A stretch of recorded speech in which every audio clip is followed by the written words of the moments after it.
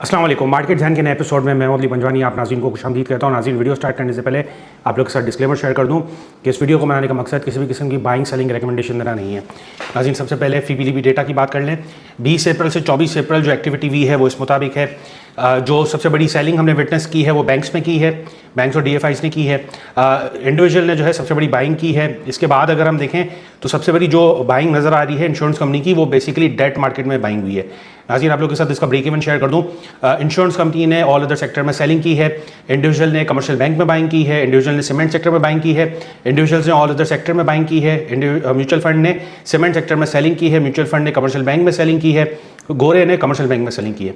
नाज़रीन, आप लोगों के साथ इंडेक्स वैल्यूएशन शेयर कर दूं। जो डे रेंज बना है वो 1,66,380 का लो है, हाई जो बना है 1,71,641 का है। वीकली रेंज अगर हम देखें तो 1,66,380 का लो है और हाई लगा है 1,75,298 का। मंथली रेंज अगर हम देखें तो 1,44,119 का है और हाई जो लगा है वो 1,75,298 का है। नाज़रीन, जो करंट पी रेशो चल रहा है 9.37 का चल रहा है। एक्सपेक्टेड पी रेशो 8.89 का है। नाज़रीन, आप लोग के साथ पी रेशो का डेटा शेयर कर दूं सेक्टर वाइज और KSE 100 इंडेक्स का। तो KSE 100 इंडेक्स का जो भी करंट पी रेशो चल रहा है 9.37 का है। ऑटोमोबाइल असेंबलर्स का चल रहा है 8.84 का। ऑटोमोबाइल पार्ट्स एंड एसेसरीज 17.1 का। केबल एंड इलेक्ट्रिक गुड्स 22.61 का। सीमेंट 9.32 का। केमिकल 13.92 का। कमर्शियल बैंक 7.45 का। इंजीनियरिंग नॉन एप्लीकेबल लेकिन आगे बेहतरी मुतवक्के है। फर्टिलाइजर अगर हम देखें तो 9.27 का है। Food and personal care product 20.04 का। ग्लास एंड सिरेमिक्स 7.83 का। Oil and gas exploration company 8.56 का। Oil and gas marketing company 10.1 का। पेपर बोर्ड एंड पैकेजिंग 548 का। फार्मास्यूटिकल 15.83 का। पावर जनरेशन डिस्ट्रीब्यूशन 11.60 का। रिफाइनरी नॉन एप्लीकेबल आगे बेहतरी मुतवक्के। टेक्नोलॉजी एंड कम्युनिकेशन 32.95 का। टेक्नोलॉजी कम्युनिकेशन का आप जो है ये पी रेशियो दिमाग में रखें। एक्सपेक्टेड पी रेशियो 26.24 का है। इसके बाद जो हम डिस्कस करेंगे एल्डिंग को डिस्कस करेंगे तो ये आपको काफ़ी ज़्यादा बेनिफिट देगा। टेक्सटाइल कंपोजिट अगर हम देखें तो 10.16 का। टोबैको 14.33 का। Transport non applicable. नाज़रीन, जैसे मैंने कहा कि एल्डिंग के आपके साथ फंडामेंटल शेयर कर दूँ तो एल्डिंग में जो है एक रैली मुतवक्के हो सकती है, पॉसिबिलिटी है, गारंटी नहीं है, लेकिन इसके आदत शुमार इस मुताबिक है। फंडामेंटल साइड पर अगर हम देखें तो सेकंड क्वार्टर की एंडिंग जो है ₹4.81 की है। पी रेशो 14.85 का है, जबकि कम्युनिकेशन टेक्नोलॉजी का 26 का पी रेशो है एक्सपेक्टेड और करंट जो चल रहा है 32 का। बुक वैल्यू चल रही है इसकी 34.84। जो एक्सपेक्टेड बुक वैल्यू है 36.77 है। बुक वैल्यू काफ़ी कम है लेकिन बुक वैल्यू में ग्रोथ नज़र आ रही है जो कि काफ़ी ज़्यादा खुशाइन है, जो कि ये हमें इंडिकेट कर रहा है कि थोड़ी बहुत बेहतरी मुतवक्के हो सकती है। डेट टू इक्विटी रेशो 204.25% है। टेक्निकल्स पर अगर हम देखें तो उसका RSI चल रहा है 51.20 का। मंथली जो सपोर्ट है 128.72 का है। पिवट जो बन रहा है 171.23 का है, तो ये अपने कम से कम पिवट तक जाने की सलाहियत रखता है। मंथली रेजिस्टेंस अगर हम देखें तो 213.75 का है। तो जिन लोगों को इसमें ट्रेडिंग करनी है और जिन लोगों को इसके रियल वैल्यूएशंस मालूम करने हैं तो वो आप मुझे प्राइवेट कॉल कर सकते हैं, व्हाट्सएप पे मुझसे कांटेक्ट कर सकते हैं, मैं आपको उसकी डिटेल्स दे दूंगा। नाज़रीन, KSE 100 इंडेक्स का वेटेज शेयर कर रहा हूँ आप लोग के साथ। तो सबसे बड़ा वेटेज जो है बड़ा फौजी का है, लेकिन बड़ा फौजी जो है अब वो एक रैली चला चुका है। जो एक साइकिल था, जो एक वेव था, फोर्थ वेव था, उसमें एक रैली बड़ा फौजी ने इंडेक्स को दिया है। लेकिन अब जो है इंडेक्स में दीगर कंपनियां ऐसी आएंगी जो उस रैली को कंटिन्यू रखेंगी, जो फिफ्थ वेव है उसको करने में वो कारगर साबित होंगी और उनमें अब जो है वेटेज आएगा। तो पहले नंबर पे बड़ा फौजी है, 8.44% का इसका वेटेज है। इसका इम्पैक्ट जो आता है अगर ₹1 अप एंड डाउन होता है तो 27.43 पॉइंट का है। UBL दूसरे नंबर पर है, 7.41 का है। एंग्रो होल्डिंग तीसरे नंबर पर है, 5.51 का। 33.40 पॉइंट का इम्पैक्ट आ रहा है। इसका मतलब ये हमें इंडिकेट हो रहा है कि एंग्रो होल्डिंग जो है वो बड़ा फौजी की जगह ले सकता है या UBL की जगह ले सकता है एक रैली बनाने में और इंडेक्स को ड्राइव करने में। मीज़ान बैंक चौथे नंबर पर है, 4.52 का वेटेज है। हपको 5वें नंबर पर है, 4.50। हपको पास्ट में भी जो थर्ड वेव था उसमें एक रैली चला चुका है, इंडेक्स को ड्राइव किया है। अभी भी ये इंडिकेट कर रहा है कि हपको नंबर 1 ड्राइवर हो सकता है इंडेक्स का। 33.73 पॉइंट्स का इसका इम्पैक्ट आ रहा है और आपको मैंने पास्ट एपिसोड में इसकी सारी चीज़ें बता दी हैं। इस एपिसोड में मैं एंग्रो होल्डिंग को डिस्कस करूँगा। नाज़रीन आप लोग के साथ OGDC का बता दूं तो छठे नंबर पर है 4.27 का, सातवें नंबर पर लकी सीमेंट है 3.84 का, HBL 3.56%, MCB 4.42%, मारी 3.20%, PPL 3.15%, बैंकल अभी 2.96%, सिस्टम 2.74%, ईफर्ट 2.43%, नेशनल बैंक 2.21%। नाज़रीन एंग्रो होल्डिंग का डेटा आप लोगों के साथ शेयर कर दूं, इसमें एक रैली बन सकती है, मुतवक्के है और फंडामेंटली ये साउंड कंपनी है। पी रेशो भी काफ़ी इसका डिस्काउंटेड है, इसकी जो 4 क्वार्टर की पूरे साल की जो 2025 की अर्निंग है वो 46.20 की है। पी रेशो इसका 6.09 का चल रहा है, इसकी बुक वैल्यू 251.68 की है, एक्सपेक्टेड बुक वैल्यू 297.88 की है। तो बुक वैल्यू में ग्रोथ नज़र आ रही है जो कि ये इंडिकेट कर रहा है फंडामेंटली ये साउंड कंपनी है और आगे इसमें एक अच्छी कैपिटल गेन और बेहतरी हम मुतवक्के देख सकते हैं। डेट टू इक्विटी रेशियो 257.44% है। इसका जो मंथली RSI चल रहा है वो 67.18 का है। मंथली सपोर्ट इसके 164.51 की है। मंथली पिवट 221.38 का है। मंथली रेजिस्टेंस 278.26 का है। नाज़रीन आप लोग के साथ जो टेक्निकल रेंज है वो शेयर कर दूँ तो अभी जो मार्केट का स्टेटस है, जो ट्रेंड है वो साइडवेज का है, जिसकी सपोर्ट 1,50,295 की है, रेजिस्टेंस 1,78,423 का है। जो RSI चल रहा है डे चार्ट पे वो 58.11 का है। मैकडी हमें बाइंग ऑन डिप की स्ट्रेटेजी बता रहा है। नेक्स्ट पॉसिबल ट्रेंड एक रैली हो सकती है जिसका सपोर्ट 1,78,423 का और रेजिस्टेंस 1,95,801 का। नाज़रीन आप लोगों के साथ टेक्निकल ग्राफ भी शेयर कर रहा हूं तो आप देखेंगे तो 1,74,000 1,73,000 के करीब सप्लाई विटनेस होती है और ये एक रेजिस्टेंस है, बहुत बड़ा रेजिस्टेंस है टेम्परेरी। और मार्केट को जो है इस वक्त जो सपोर्ट मिल रहा है वो 1,65,000 के करीब से मिल रहा है। 1,62,000 इसके बाद जो नया जो अगला सपोर्ट है वो 1,62,000 के करीब है, लेकिन 1,65,600 के करीब 1,66,000 के करीब जो है इंडेक्स को फिलहाल सपोर्ट मिल रहा है। इंडेक्स इस वक्त साइडवेज पर है। नाज़रीन आप लोग के साथ जो स्टोरी है, बड़ी स्टोरी है वो आप लोग के साथ शेयर कर दूं। जो ईरान के फॉरेन मिनिस्टर हैं अब्बास अराची, उनका विजिट हुआ है पाकिस्तान का वीकेंड में, लेकिन जो हम तवक्का कर रहे थे कि एक डील होगी US और ईरान के बीच में वो नैरेटिव नहीं है और ईरान का जो मकसद था विजिट का वो डिफरेंट है। वो यूरेशिया अलायंस बनाना चाह रहे हैं, यूरेशिया अलायंस पे वो काम कर रहे हैं और इसमें जो बैकिंग हो रही है वो रशिया की तरफ से है और चाइना की तरफ से है। तो चंद पॉइंट्स मैंने रखे हैं वो आप लोग के साथ डिस्कस कर लूँ।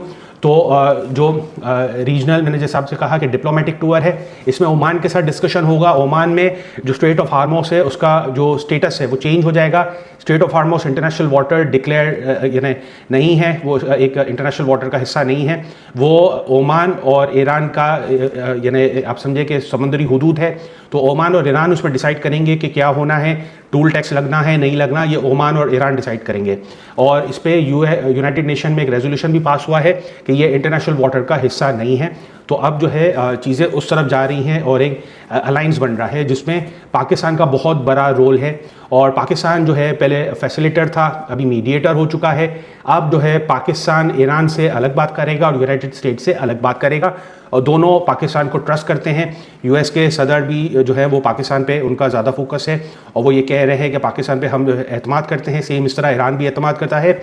US डेलीगेशन का अब जो विजिट होगा वो चाइना का होगा। सदर ट्रंप जो है वो चाइना जाके विजिट करेंगे और उसमें आपको ये चीज़ें नज़र आएंगी कि यूरेशिया अलायंस बन रहा है जिसमें US भी अपना एक पार्ट बनाएगा। तो कराची को जो है वो पाकिस्तानी जो इस वक्त पॉलिटिकल और मिलिट्री लीडरशिप है उनसे जो परमानेंट पीस है उस पर वो डिस्कस किया है और डिटेल में बात की है और वो भरोसा कर रहे हैं ना। ईरान जो है वो भरोसा कर रहा है पाकिस्तान पे कि पाकिस्तान जो है वो कन्वे करेगा US को और निगोशिएट करेगा। अब 1-on-1 एक टेबल पे बैठ के बात नहीं होगी। जो ट्रस्ट है ईरान का, रशिया का, चाइना का, तीनों ममालिक जो है वो पाकिस्तान पे बहुत ज़्यादा भरोसा कर रहे हैं और पाकिस्तान एक तरह का डिप्लोमेसी का सुपर पावर बनता हुआ आ रहा है यूरो एशिया का। और पाकिस्तान जो है इसमें एक गेटवे बनेगा। पाकिस्तान की बहुत एक अहमियत हो चुकी है। स्ट्रेटेजिक पाकिस्तान का एक जो नक्शा है वो स्ट्रेटेजिक है और वो जो है पाकिस्तान और ईरान, चाइना, रशिया, ओमान, इन सबको जो है आप समझे कि इनके लिए जो है वो कारगर साबित हो सकता है पाकिस्तान, और पाकिस्तान उस कदम पे जा रहा है। ओमान से जो डिस्कस होगा, वंस अगेन जैसे मैंने कहा कि स्ट्रेट ऑफ हार्मोस पे डिस्कस होगा, मैरीटाइम कॉपरेशन पे डिस्कस होगा, मैनेजमेंट होगी मस्कत के साथ, तो उस पर जो है ईरान जो अगला है वो अपना दौरा करेगा। और ईरान और ओमान वंस अगेन यही मैनेज कर रहे हैं कि किस तरह से टोल मैकेनिज्म को इन्हें कंक्लूड किया जाए, उस पर डिस्कशन हो और उसको इम्प्लीमेंट किया जाए।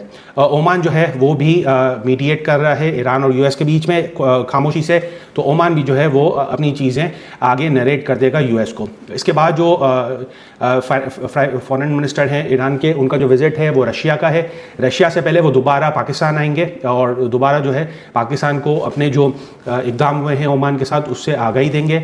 और रशिया में जो विजिट करेंगे तो वंस अगेन जो यूरेशिया सॉलिडारिटी है, ये प्यूटन ने भी जो है वो पहले इसकी अहमियत बता चुके हैं और प्यूटन भी इस पे काम कर रहे हैं, रशिया भी इस पे काम कर रहा है, तो रशिया जो है अब इस तरफ इन लाइन है।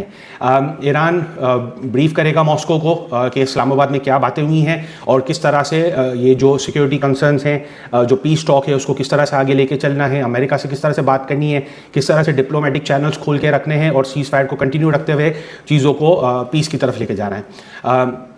ईरान, रशिया और चाइना, इनका जो आपस में कोऑर्डिनेशन है, सिक्योरिटी कोऑपरेशन है, वो भी उस पर भी बात होगी, पूरा एक ब्लॉक बनेगा। जो ग्लोबल कॉन्टेक्स्ट में अगर हम देखें तो डोनाल्ड ट्रंप भी जो है वो व्लादिमीर पुतिन और चाइना से बेहतर इंटरेस्ट पे बात करेंगे। व्लादिमीर पुतिन से इनकी मीटिंग जो है वो दिसंबर के महीने में होगी और चाइना से मीटिंग मुतवक्के है मई के महीने में। तो डोनाल्ड ट्रंप भी है जो वो है वो बिजनेसमैन है और वो उस हिसाब से अब जो है इस पूरे जो अलायंस है उसका पार्ट बनने की कोशिश करेंगे और उनकी भी यही ख्वाहिश है। जो पूरा ये अगर हम देखें तो चेस बोर्ड गेम है, तो इसमें ईरान ने एक बहुत अच्छा मूव लिया है और जो चीज़ें वो जानता है, जो पास्ट में चीज़ें ऑन रिकॉर्ड हो चुकी है, उन्हीं को मद्देनज़र रखते हुए तमाम जो स्टेक होल्डर्स हैं वो अपने जो स्ट्रेटेजिक इंटरेस्ट है उसको अलाइन रखते हुए जो है एक अलाइंस बनाएंगे और इसमें यूएस को भी एक पार्टिसिपेशन देंगे। तो ओवरऑल अगर हम देखें तो जो ये टूर था ये काफ़ी ज़्यादा कारगर थे और जो नैरेटिव चल रहा है, जो हम बातचीत सुन रहे हैं मेन स्ट्रीम मीडिया पे कि अब जो है बात ख़त्म हो चुकी है, अब यूएस से बात नहीं होगी, यूएस का डेलीगेशन नहीं आ रहा है, काफ़ी ज़्यादा नेगेटिव चीज़ें आपको दी जा रही हैं, वो बेसिकली एक नैरेटिव है जो वो प्रेजेंट करना चाह रहे हैं मेन स्ट्रीम मीडिया। तो ये चीज़ें अलग हो रही हैं। अखबार आप पढ़ेंगे, अखबारों में आपको डिटेल में चीज़ें मिल जाएंगी और पास्ट की चीज़ें भी देखेंगे, पास्ट के आर्टिकल्स भी देखेंगे, उसमें आपको पूरा डिटेल में चीज़ें मिल जाएंगी कि पूरी दुनिया का जो इंटरेस्ट है वो किस तरफ जा रहा है। हर कौम अपने स्ट्रेटेजिक इंटरेस्ट को देखते हुए काम करती है और पाकिस्तान जो है उसका ये जो भी अभी हालिया इवेंट्स हुए हैं उसमें बहुत बड़ा फ़ायदा है। तो इस वजह से पाकिस्तानी जो अस्करी क़यादत है और जो पॉलिटिकल क़यादत है वो इनलाइन है और वो चाह रहे हैं कि पूरी दुनिया में पीस हो और पूरी दुनिया में तजारत हो और पाकिस्तान जो है उसका एक नया रूट बने, क्योंकि पाकिस्तान जिस लोकेशन पर है वो स्ट्रेटेजिकली काफ़ी ज़्यादा इंपॉर्टेंस रखता है। नाज़रीन, आप लोग के साथ PIBTL का डेटा शेयर कर दूं। PIBTL का डेटा मैं इसलिए शेयर कर रहा हूं क्योंकि जो ट्रांसशिपमेंट का काम है वो बहुत ज़्यादा बढ़ चुका है और बल्क टर्मिनल हमारे पास सिर्फ एक ही है, तो इसमें एक इम्प्रूवमेंट हम देख सकते हैं। तो जो थर्ड क्वार्टर की इसकी अर्निंग है फंडामेंटल साइड पे देखें तो ₹1.19 की है।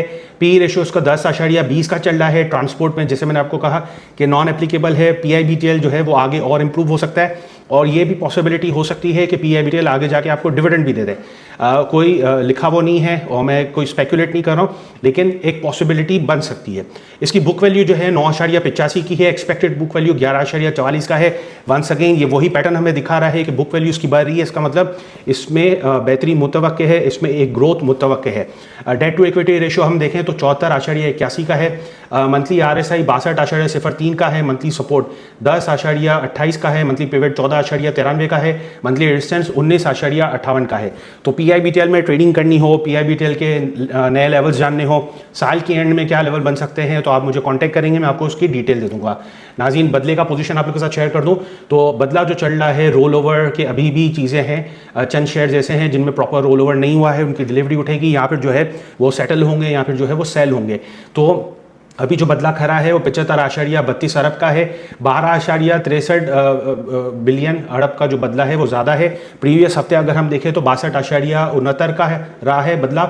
जो पास्ट में हाई गया है 4 अप्रैल को हाई, जो इंडेक्स ने हाई लगाया था 1,20,000 का 2025 में, तो 60.42 का बदला था।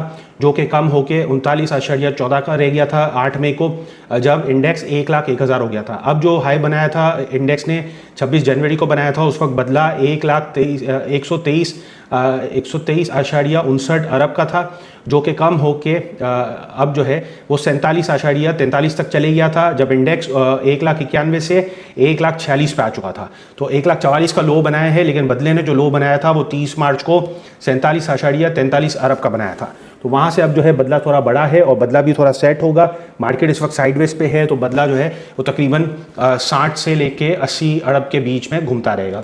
नाज़रीन, आप लोगों के साथ इंटरनेशनल कमोडिटी का डेटा शेयर कर दूं। WTI क्रूड ऑयल $94.40 पर बैरल चल रहा है। ब्रेनेट $105.33 पर बैरल चल रहा है। आयरन ओर $107.10 पर टन चल रहा है। गोल्ड $4709.27 पर आउंस चल रहा है। रबर $210.20 पर केजी चल रहा है। रिचर्ड बे कोल प्राइस $103.75 पर टन चल रहा है। नाज़रीन, आप लोग के साथ आगा स्टील के डेटा शेयर कर दूं तो आगा स्टील में मुतवक्के है कि आगा स्टील को जो है वो फौजी फाउंडेशन उसका सब्सटेंशियल शेयर होल्डर बन सकता है। ये लेटर पुराना है, 12 नवंबर 2024 का है, जो कि अब मुतवक्के है, एक्सपेक्टेड है, तवक्का की जा रही है कि अब ये चीज़ें इम्प्लीमेंटेशन की तरफ जाएँ। और बड़े फौजी फाउंडेशन ने जो है नवाए वक्त में पूरे डिटेल में बताया था कि हम जो है वो आगा स्टील को एक्वायर करना चाहते हैं। आगा स्टील के इस वक्त फाइनेंशियल कंडीशन अच्छी नहीं है, सुकूक भी दे चुका है, वो प्रेफरेंस शेयर्स भी दे चुका है, तो वो कोशिश कर रहा है कहीं ना कहीं से रेवेन्यू जनरेट करने का, पैसा जनरेट करने का, ताकि वो दोबारा जो है वो लॉस मेकिंग एंटिटी से दोबारा प्रॉफिट में आना शुरू हो।